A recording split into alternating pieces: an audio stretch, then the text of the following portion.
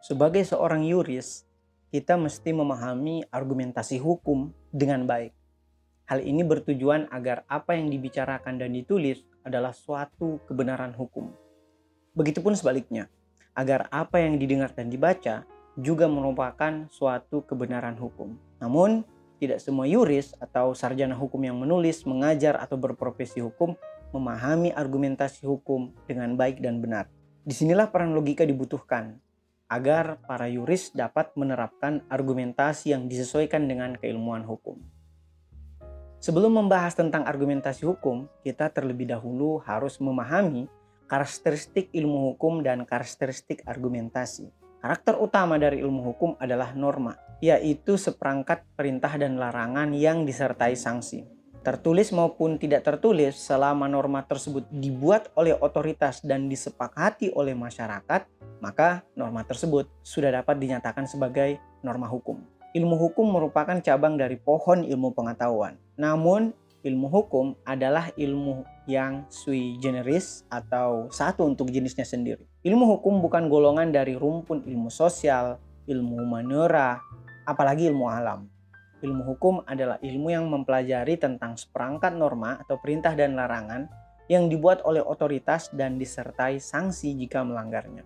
Ilmu hukum terdiri atas 3 lapisan. Lapisan terluarnya adalah dogmatika atau ajaran hukum, lapisan tengahnya adalah teori hukum, dan lapisan terdalamnya atau terdasarnya adalah filsafat hukum. Di sisi lain, argumentasi merupakan subjek dari ilmu logika yang terdiri dari kumpulan proposisi atau pernyataan untuk menalar kebenaran suatu pengetahuan baru.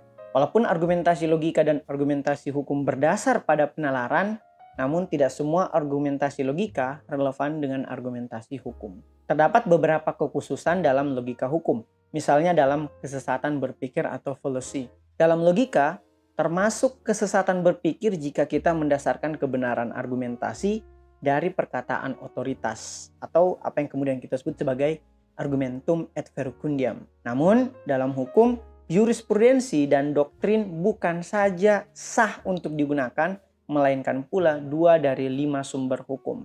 Adapun persamaan dari argumentasi logika dengan argumentasi hukum adalah sama-sama berupaya menalar kebenaran suatu pernyataan. Hal ini penting karena ketika seseorang tidak tahu tengah berada dalam kesesatan berpikirnya sendiri, maka ia mengalami fallacy atau kesesatan berpikir. Sementara ketika ia tahu kesesatan berpikirnya dan menyesatkan orang lain, maka itu disebut sebagai sofis.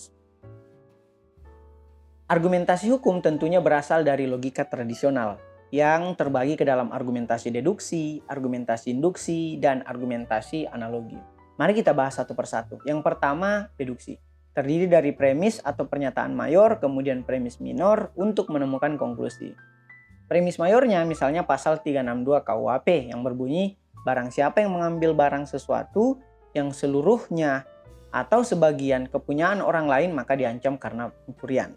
Premis minor, Jahal mengambil barang milik Ahmad. Maka konklusinya adalah Jahal diancam dengan pasal pencurian. Adapun rumusnya dalam logika formal, A sama dengan B, C sama dengan A, maka C pasti B. Yang kedua, induksi. Terdiri dari premis minor, kemudian premis mayor untuk menemukan konklusi. Misalnya premis minornya, Nazar tidak membayar utang sesuai perjanjian. Sementara premis mayornya adalah tidak membayar utang sesuai perjanjian adalah wan prestasi. Maka konklusi yang ditemukan adalah Nazar melakukan wan prestasi. Adapun rumusnya dalam logika formal adalah A sama dengan B, B sama dengan C, maka pasti A sama dengan C. Yang ketiga, analogi.